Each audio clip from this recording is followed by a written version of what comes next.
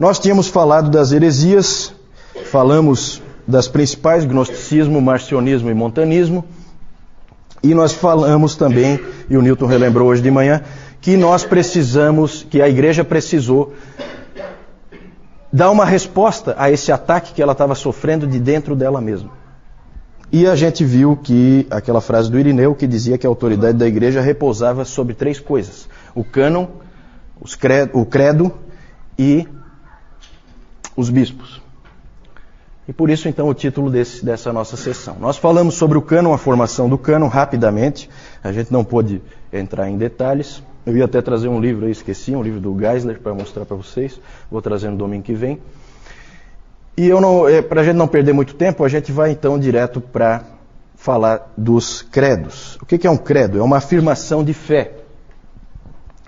Uma das mais antigas é aquela: Tu és o Cristo, o Filho do Deus vivo. Quem falou isso? Isso é um credo. Quem falou isso? Pedro, exatamente. Pedro. Tu és o Cristo, o Filho do Deus vivo. Isso é uma afirmação de fé. E uma das mais antigas que a gente tem, isso aí ainda está no Novo Testamento, uma das mais antigas que a gente tem na história da igreja é: creio em Jesus Cristo, Filho de Deus, Salvador. A partir dessa frase, creio em Jesus Cristo, Filho de Deus, Salvador, veio aquele símbolo do peixe, por causa... Ali está ictis, né? Porque existem 2 maneiras de escrever, mas podemos dizer ictus. Ictus é o peixe. Essa palavra em grego significa peixe. E é uma abreviação, ela pode ser usada como uma abreviação no grego. Depois nós vamos ver umas figuras aí. Que é uma abreviação de Jesus Christos Tel Huios Soter. Jesus Cristo, Filho de Deus, Salvador. Então, esse é um credo bem antigo também. Mas o credo que o Irineu estava se referindo, onde ele dizia que a autoridade da igreja repousava, uma das coisas em que ela repousava, era o credo dos apóstolos. Já ouviram falar do credo dos apóstolos, ou credo apostólico? Ele é bem conhecido, esse credo apostólico. Talvez eu falando vocês reconheçam. Creio em Deus Pai Todo-Poderoso, Criador do céu e da terra, em Jesus Cristo, seu único Filho, nosso Senhor, que foi concebido pelo poder do Espírito Santo, nasceu da Virgem Maria, padeceu sob Pôncio Pilatos, foi crucificado, morto e sepultado, desceu à mansão dos mortos, ressuscitou ao 3º dia, subiu aos céus, está sentado à direita de Deus Pai Todo-Poderoso, de onde há de vir a julgar os vivos e os mortos. Creio no Espírito Santo, na Santa Igreja Católica, na comunhão dos santos, na remissão dos pecados, na ressurreição da carne e na vida eterna. Amém. Esse é o credo apostólico. E existe uma história, né? Uma história muito interessante em que se diz que os apóstolos sentaram antes de ir para o mundo evangelizar, e aí Pedro começou. Creio em Deus Pai Todo-Poderoso, foi seguido logo depois por André, e em Jesus Cristo, seu único Filho, nosso Senhor.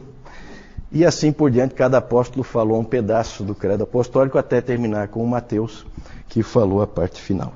É claro que isso aí é uma lenda. É evidente que não foi assim que aconteceu. O credo apostólico não foi feito pelos apóstolos. Ele, na verdade, era uma fórmula utilizada nos batismos naquela época. Então, o indivíduo que ia se batizar tinha que afirmar aquelas verdades. E isso acabou pegando como a fé da igreja resumida. Porque o cânon são aqueles 66 livros, mas eles achavam que precisava deixar claro o que é essencial, o que tem que ser tirado dali, que não pode ser negociado. E daí então surgiu o credo apostólico. Ele não tinha exatamente essa forma, essa história do desceu à mansão dos mortos foi inserida muito tempo depois, tá? Isso aí é um problema teológico, que nós não vamos abordar agora. E também nessa época surgiu a ideia da regra da fé. O que é a regra da fé? A regra da fé, o próprio David Calhoun, nas palestras dele, ele falou assim, eu não sei o que é a regra da fé, ninguém sabe. A regra da fé eram verdades, era ortodoxia passada de pai da igreja para pai da igreja ou de bispo para bispo. Não era uma coisa que era passada para a igreja, era uma coisa passada de bispo para bispo. O Orígenes, ele disse, o seguinte: a regra da fé é aquilo que foi passado pelos apóstolos por meio da ordem da sucessão. Então não dá para a gente definir muito claramente o que é a regra da fé. Mas de alguma maneira se achava que de um bispo para o outro se passava a verdade, se passava a ortodoxia. Isso é uma coisa um pouco confusa. Pode passar? Vamos falar então agora dessa ideia dos bispos. Os bispos. No Novo Testamento e no primeiro século, o modelo era aquele que nós conhecemos de liderança da igreja, com presbíteros e diáconos, só. Então, durante o primeiro século, era assim que era feito. Você tinha presbíteros e você tinha diáconos. Mas já no início do segundo século, já começa a haver uma maior centralização de poder na mão de um único presbítero. E isso começa a aparecer em vários lugares. Sempre há algum presbítero que se destaca mais, que conhece mais, que é mais influente, e esse presbítero começa a ganhar uma importância maior. E isso começa a ser incentivado por alguns pais da igreja, como por exemplo o Inácio de Antioquia, que foi discípulo de João. Ele disse que ele já falava no início do segundo século a respeito de um único bispo acima dos outros. Um presbítero que ficasse acima dos outros, que é a forma tríplice de governo da igreja.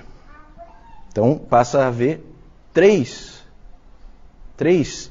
tipos de liderança: bispos, presbíteros e diáconos. E aí o Irineu de Lyon, piorou tudo quando ele introduziu a ideia da sucessão apostólica. A famosa ideia da sucessão apostólica. Ele... não sei de onde é que ele tirou isso, ele criou a ideia de que o bispo tinha que ser uma pessoa que pudesse provar a sua ligação aos apóstolos. Certo? Então, por exemplo, se o Newton não puder provar a ligação dele com os apóstolos, ele não pode ser um bispo. Ele pode ser um presbítero, mas não pode ser um bispo. Então eles começam a cometer esses erros, isso começa a circular de um para o outro e começa a afetar a igreja. Isso aí deve ter ocorrido por uma série de motivos. A gente tem registros de que Cipriano, por exemplo, ele começou a dar instruções para os outros presbíteros, começou a dizer o que eles deviam fazer. E aí, então tem envolvido aí questões de personalidade, tem questões envolvidas de orgulho, um querendo ser mais do que o outro. E tudo isso aí acabou afetando a igreja, de uma maneira ou de outra, acabou-se tendo a figura dos bispos. Pode passar aí. Então ali eu falei, isso aí eu já falei, o apoio do Inácio de Antioquia e do Irineu de Lyon. Por quê? Porque os bispos passaram a ser uma coisa importante. Por uma questão de eficiência, é muito mais fácil, se a liderança estiver na mão de um só, é muito mais fácil tomar as decisões, é muito mais fácil reagir rápido a alguma coisa que aconteça.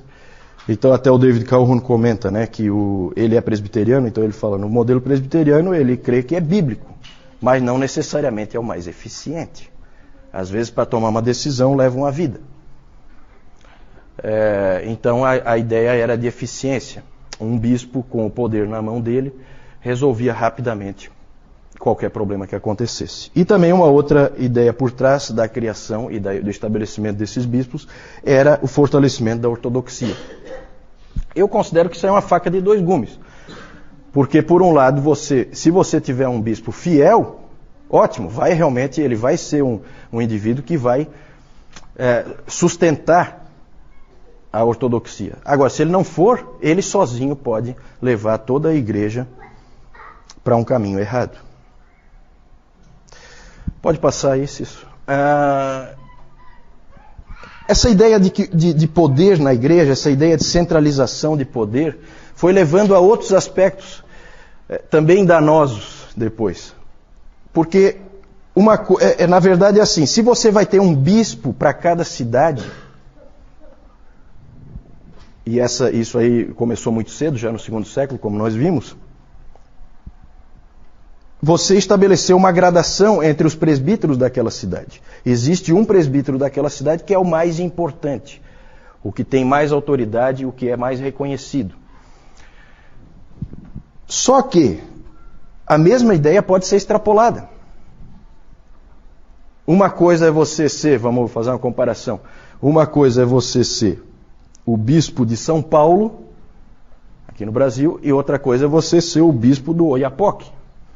A importância que você tem sendo bispo de São Paulo é diferente da importância que você tem sendo bispo do Oiapoque. E isso aí aconteceu realmente naquela época. As igrejas mais importantes logo se destacaram. No Oriente, as igrejas mais importantes eram Jerusalém, Cesareia, Antioquia, Alexandria e Constantinopla. E no Ocidente, só uma: Roma. Gente, começa aqui, tudo tem explicação histórica. O Newton hoje falou sobre isso e é verdade. Tudo que a gente crê tem um fundo histórico. Tudo que acontece tem um fundo histórico. Não existe teologia sem história. Isso o Newton frisou hoje de manhã e é verdade. Olha só o que começa a acontecer. E nós vamos ver hoje mais coisas que começaram a acontecer que foram levando numa certa direção. Aqui já começa a levar numa certa direção. Poder descentralizado no Oriente, como é até hoje, e poder centralizado no Ocidente. Muito interessante isso que vai acontecendo. E olha só o Irineu. Irineu foi um grande homem de Deus, combateu os gnósticos de maneira exemplar, foi extremamente útil para a igreja, só que ele também prejudicou. A ideia da sucessão apostólica não ajudou muito, e essa frase aí é de uma infelicidade tremenda. Olha o que ele disse: é um caso de necessidade que todas as igrejas deveriam concordar com essa igreja, por causa da sua preeminente autoridade. De quem que ele está falando? De Roma. E aí as coisas então vão piorando. Pode passar. Aí só para mostrar para vocês, o João hoje está meio... não está nas melhores condições, eu também não estou, vocês já perceberam, né? Mas eu vou rapidamente mostrar aqui. Aqui só um exemplo, né? Nós falamos do cânon no domingo passado. Aqui é um pedaço de papiro. Um pedaço de papiro real que nós temos hoje. Aí está escrito, depois alguém que saiba ler em grego aí pode ler para nós. É uma página do P46. Esse manuscrito é do século III. Vocês sabem que nós não temos os originais não existem mais. Então, isso aí é um pedaço. Aí ali está escrito 1 Coríntios 11, 33 a 12, 9. Aqui nós temos, isso aqui é uma pichação em Éfeso, num muro, lá da igreja primitiva, com o símbolo do peixe. Jesus Christus, Theos, Huios, Soter. Certo? Jesus Cristo, Filho de Deus, Salvador. Pode passar. Aí nós temos o Inácio de Antioquia. Ele foi martirizado, por isso que aparecem esses leões aí, junto com ele. E aparece também aqui o Irineu de Lyon. Aquele ali foi discípulo de João, tá? Ele é muito antigo, esse Inácio de Antioquia. Ele foi discípulo de João. Qual foi o outro discípulo de João que nós vimos no domingo passado? Quem é que lembra? Policarpo. Policarpo que foi mestre do Irineu, certo? Em Esmirna. Pode passar então.